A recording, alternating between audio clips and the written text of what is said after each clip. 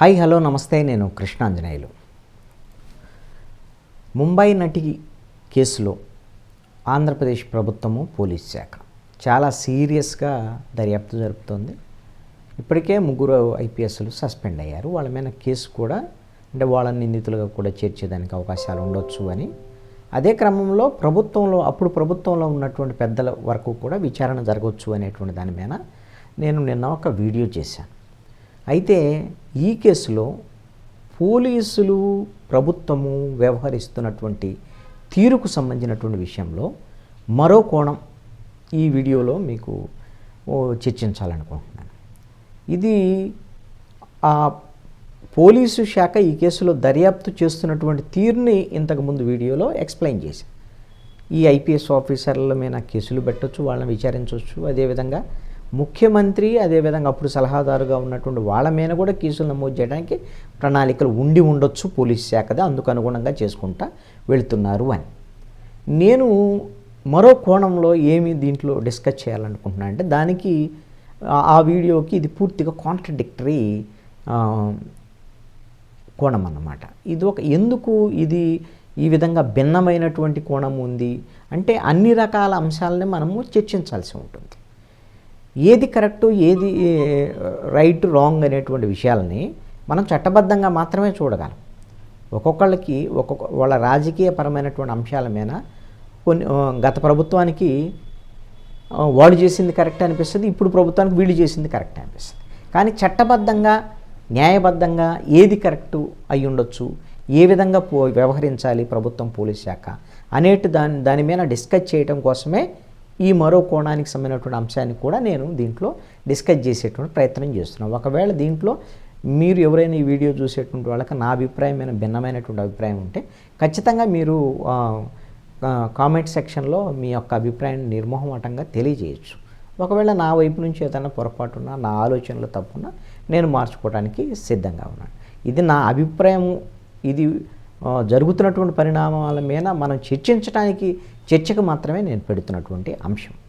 అది ఏమిటి అని అంటే, ముంబై నటి ఆవిడకి సజ్జన్ జిందాల్కి ఉన్నటువంటి కేసుకు సంబంధించినటువంటి అంశంలో ఆవిడ్ని ఇక్కడ ప్రభుత్వానికి సంబంధించినటువంటి వాళ్ళు సజ్జన్ జిందాల్ని కాపాడే దానికోసము ఇక్కడికి తీసుకొచ్చి ఆవిడ మీద అక్రమ కేసు పెట్టారు అనేటువంటిది ఇప్పటి వరకు ఉన్నటువంటి అంశం.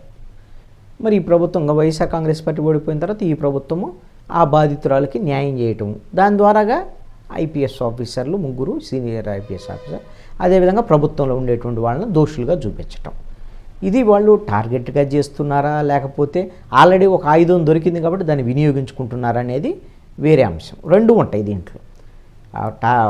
అవకాశాన్ని వినియోగించుకుంటున్నారా, ఆవిడకి అన్యాయం జరిగినటువంటి మాట వాస్తవం. రాజకీయంగా ఈ అవకాశాన్ని ఇటు ఐపీఎస్ ఆఫీసర్ల మీద అప్పటి ప్రభుత్వానికి సంబంధించినటువంటి పెద్దల మీద తమ ఉండేటువంటి రాజకీయపరమైనటువంటి టార్గెట్ని ఫిక్స్ చేసి వాళ్ళు దాన్ని రాజకీయంగా వినియోగించుకునే దానికి అవకాశాలు కూడా ఉంటాయి.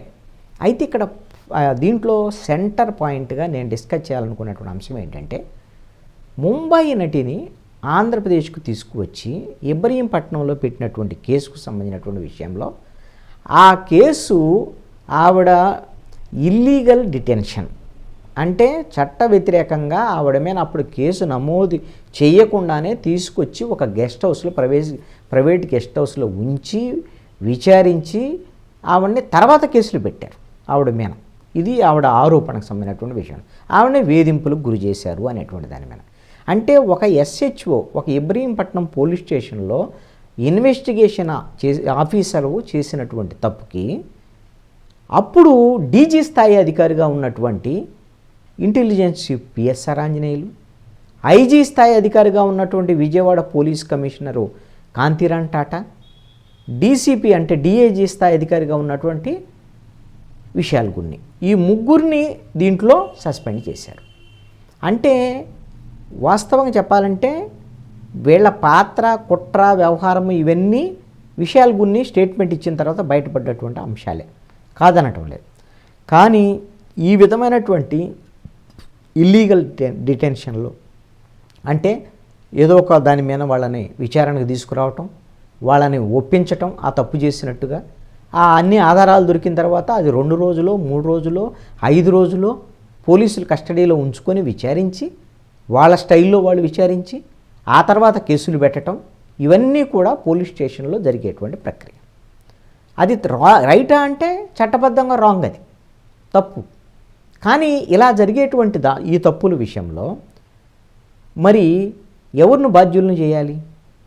ఎవరు? Investigation officer, station house officer ఉంటారు, వాళ్ళు బాధ్యులుగా ఉంటారు. లేదంటే వాళ్ళ ఇమ్మీడియట్ సుపీరియర్కి సంబంధించినటువంటి విషయంలో, పర్యవేక్షణ విషయంలో కానీ, లేకపోతే ఆయన కూడా అలాంటి దాన్ని ప్రోత్సహించారనే దాని మీద అంతవరకు ఉంటే ఉండొచ్చు. ఇలాంటి కేసులో ఒక ఎస్హెచ్ఓ చేసినటువంటి తప్పుకి సంబంధించినటువంటి విషయంలో ఒక డీజీ స్థాయి, ఐజీ స్థాయి, డిఐజీ స్థాయి అధికారులను సస్పెండ్ చేయటం అనేటువంటిది జరిగితే, ఇంకొక కేసులో, వేరే కేసులో, ఇప్పుడు బాధితురాలన్న తర్వాత ఎవరైనా ఒకటే, ఆవిడ ముంబై నటి కావచ్చు, ఇంకొకళ్ళు కావచ్చు, ఇంకొక సాధారణమైనటువంటి మహిళ కావచ్చు, లేకపోతే సాధారణమైనటువంటి వ్యక్తి కావచ్చు. ఈ విధంగా ఏదో ఒక కేసులో అనుమానం మేనో లేకపోతే కంప్లైంట్ వచ్చిన దాని మేనో విచారణకు తీసుకొచ్చి ఆధారాలన్నీ కూడా అంతవరకు వాళ్ళని పోలీస్ కస్టడీలో ఉంచుకొని విచారిస్తున్నటువంటి క్రమంలో మరి ఈ విధమైనటువంటిదంతా కూడా ఇది ఇల్లీగల్ డిటెన్షన్ కదా, అక్రమంగా చట్ట వ్యతిరేకంగా నిర్బంధం. ఇప్పుడు మీరు పలాని డీజీ స్థాయి అధికారి దీంట్లో ఉండొచ్చు కదా, ఐజీ స్థాయి అధికారులు వాళ్ళు కూడా, వాళ్ళని ఎందుకు సస్పెండ్ చేయరు అనేటువంటి దాని మీద ఇంకొక ప్రశ్న కూడా వచ్చేదానికి అవకాశాలు ఉండొచ్చు. అయితే అది అన్నిటికీ ఎందుకు వర్తిస్తుంది? ఈ కేసులో ప్రత్యేకంగా ప్రభుత్వంలో ఉన్నటువంటి వాళ్ళు ఇంట్రెస్ట్ చూపించి ప్రభుత్వ ఆదేశాల మేరకు, అంటే ప్రభుత్వం అంటే అప్పుడు ఆదేశాలంటే ఏమి ఆర్డర్ ఏమి ఇవ్వలేదు, ఓవరాల్గా చెప్పి ఉండొచ్చు. ఇప్పుడు ఇంటెలిజెన్స్ చీఫ్గా ఉన్నటువంటి పిఎస్ఆర్ ఆంజనేయులు వీళ్ళిద్దరిని విజయవాడ కమిషనర్ని అదేవిధంగా డీసీపీని పిలిచి ఆదేశించారు అనేటిది ఏది నోటి మాట ద్వారా. ఇది ఆరోపణ. ఇలాంటి ఆరోపణలకు సంబంధించినటువంటి విషయంలో ఇంకొక బాధితురాలు ఇంకొక కేసులో గిన ఇలాగ ఆరోపిస్తే ఆ స్థాయి అధికారుల్ని సస్పెండ్ చేసేటువంటి ప్రక్రియ గిన మొదలైతే ఇది మిగతా కేసుల్లో కూడా ఈ విధంగా ఆఫీసర్స్ని సస్పెండ్ చేయాలని ఒత్తిడి రావచ్చు అనేటువంటి చర్చ కూడా ఉంది. ఇది సమంజసం కాదు, ఆ స్థాయి అధికారులని బాధ్యుల్ని చేయటము అనేటువంటి దాని మీద కూడా పోలీసు శాఖలో ఒక ఉన్నత స్థాయి వర్గాల్లో ఈ చర్చ కూడా జరుగుతోంది. ఇది ఇంకా అలవాటైపోయింది కదా అనేటువంటి దాని మీద. అయితే తప్పు జరిగితే బాధ్యత వహించాలి కదా అనేటువంటి దాని మీద. తప్పు ఎవరు చేశారు? ఎస్హెచ్ఓ బాధ్యత. ఎవరైతే ఇన్వెస్టిగేషన్ ఆఫీసర్ ఉన్నారో తప్పుడు కేసు పెట్టి ఫోర్జరీ డాక్యుమెంట్లు అవన్నీ తప్పుడు డాక్యుమెంట్లు అవన్నీ వెరిఫై చేసుకొని చేయాలి. మరి ఇది వెరిఫై చేసుకొని చేయాలంటే పైన వాళ్ళు నాకు ఒత్తిడి ఉంది అని అంటే నేను చట్టబద్ధంగానే నేను పనిచేస్తాను, చట్ట వ్యతిరేకంగా పనిచేయను, బాధ్యుడు అతను కదా, రేపు పొద్దున వీళ్ళందరూ బాధ్యులు కారు కదా అనేటువంటి దాని మీద ఎవరికి వాళ్ళు ఆ విధంగా నేను చట్టబద్ధంగా మాత్రమే పనిచేస్తానని వాళ్ళు చెప్పాల్సినటువంటి అవసరం అయితే ఉంటుంది. మరి ఈ విధమైనటువంటి దాంట్లో ఇది రెడ్ బుక్ రాజ్యాంగం ప్రకారం లేకపోతే రెడ్ బుక్లో రాసుకున్నటువంటి పేర్లకు అనుగుణంగా ఐపీఎస్లను టార్గెట్ చేస్తున్నారని వైఎస్ఆర్ కాంగ్రెస్ పార్టీ చేస్తున్నటువంటి ఆరోపణలకు సంబంధించినటువంటి విషయంలో కూడా జరగలేదు. ముంబై నటి మీద వేధింపులు అనేటువంటిది కాదు. ఇక్కడ జరిగినంత మాత్రాన ఒక ఐపీఎస్ ఆఫీసర్ల స్థాయిలో ఈ విధంగా సస్పెన్షన్ చేయడం కరెక్ట్ కాదు అనేటువంటి చర్చ కూడా ఒకవైపు జరుగుతుంది.